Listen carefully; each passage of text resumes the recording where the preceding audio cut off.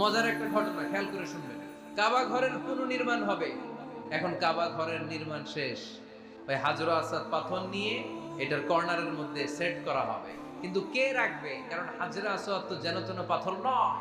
মক্কার 4 নেতা বলে এই সম্মান আমরা হাতছাড়া করতে চাই না, কেউ এই পাথরে হাত দিতে পারবে না, কেউ মীমাংসায় যেতে পারে না। এক মুরব্বী বলে, থাক আজকের জন্য এখানেই সবার মুলতবি, আগামী দিনেই মসজিদুল হারামের দরজা দিয়ে প্রথম যে ঢুকবে সে সিদ্ধান্ত দিবে। আল্লাহর মেহেরবানি, এর পরের দিন এই পথ দিয়ে ছুটে এসেছে বিশ্বনবী মুহাম্মদ। সবাই বিশ্বনবীকে বললেন এই এই ঘটনা, কেউ তো পাথর ছাড়তে চায় না। বিশ্বনবী বললেন কই পাথর? জান্নাতারে বললেন ও জান্নাতা, কাপড়ের 4 কর্নারে তোমরা ধরো। বিশ্বনবী নিজ হাতে পাথরটা নিয়ে কাপড়ের মাঝখানে রেখে দিলেন।